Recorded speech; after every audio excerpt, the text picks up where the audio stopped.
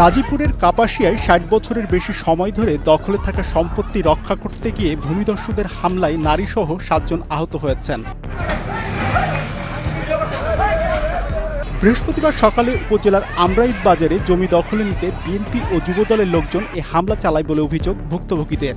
এক সংবাদ সম্মেলনে ভয়ভীতির তথ্য গণমাধ্যমের কাছে প্রকাশের ৩ দিনের মাথায় এ হামলা চালানো হলো। আঙ্গর দলিল আছে, সবকিছু আছে, তারা খেত পায় না। এরপরে জুড়ে জবরে আবার হিজলা পার্টি নিয়ে সন্ত্রাসী করে নিয়ে আসে আজকে আবার আমাদেরকে মারধর করছে। এমনই মানুষে মাইছে মারে, এটা আমি বিচার চাই। দাও লাঠি লইয়া এটা খুব কাটটা ফেলা দিছি সব। আমরা সুস্থ বিচার চাই। আমরা যদি জানেন নিরাপত্তা না থাকে আমরা জমিন দিয়ে কি হরা মাইরা একবারে গলা কাটটা লইয়া যাক, আর কোনো আসছি নাই। আমরা কি আর কিছু কোয়ার নাই, কি কই আমি। আমার ভাই একটা সদর হাসপাতাল নিচে, এটা বাঁচে কিনা জানি না, নাক মুখ দিয়ে সুমানে রক্ত আহত হয়ে। ভুক্তভোগীদের দেওয়া তথ্য মতে আমরাইদ মৌজায় একাধিক দাগে তাদের পৈতৃক ৮৩% জমি রয়েছে। বহু বছর খাজনা পরিশোধ করে তারা ভোগ দখল করে আসছেন, কিন্তু এই সম্পত্তি দখল নিতে বিভিন্ন সময় দেখানো হয় ভয়ভীতি। বিষয়টি নিয়ে ১৫ সেপ্টেম্বর সংবাদ সম্মেলনও করেন ভুক্তভোগীরা। জমি হলো আমাদের কিনা জমিন, আমাদের দলিল আছে, আমাদের রেকর্ড হয়েছে, আমাদের খারিজও আছে, কিন্তু এখন ওরা জোর করে নিয়ে যাইব। ব্যাপারটা হলো অগর নামে রেকর্ডটা রয়ে গেছে, ওই রেকর্ডের মূলে ভিত্তিতে ওরা খারিজ করছে, ভুয়া খারিজ করছে, চুরি করে আমাকে জানায়ও নাই খারিজ যে করছে। ওই খারিজ নিয়ে এখন রেকর্ডের খারিজ দিয়ে ওরা জমি নিয়ে যাইব, কিন্তু আমাদের জমিটা কিনলাম আমাদের কাছে বিক্রি করে গেছে। এমন সন্ত্রাস নিয়ে হিজলা নিয়ে মারছে, আবার আজকে হঠাৎ করে আমাদের ঘরে হামলা, আমাদের বাড়ি ঘর বেড়া ছড়া সবকিছু ভাঙ্গা টুরা টুরা এম করে লাইছে। জমি নিয়ে অনেক দিন ধরে দরবার হইতাছে, দরবারের মধ্যে সব জায়গায় বললো আমাদের জমিটা।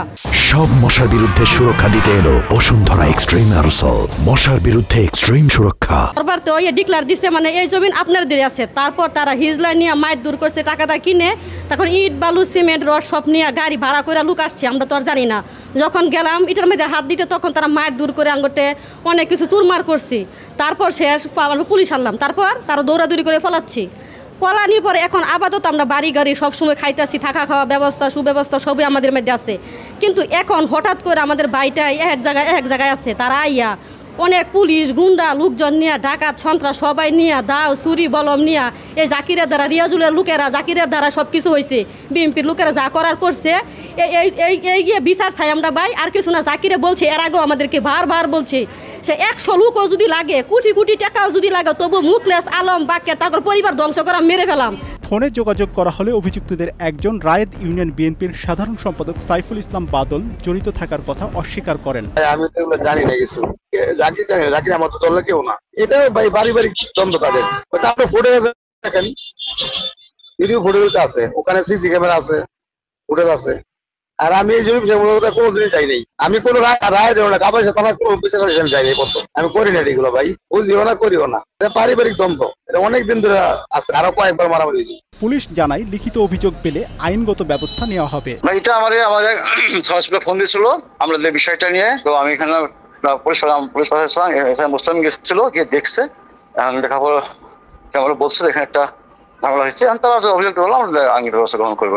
দেখি এখানে অনপ্রেফ জারি করা আছে, উভয় পক্ষই তো আমরা বলেছিলাম শান্ত থাকার জন্য, তারা হয়তো মানে নাই। তারা অভিযোগ করলো, আমরা দেখি ব্যবস্থা নিব।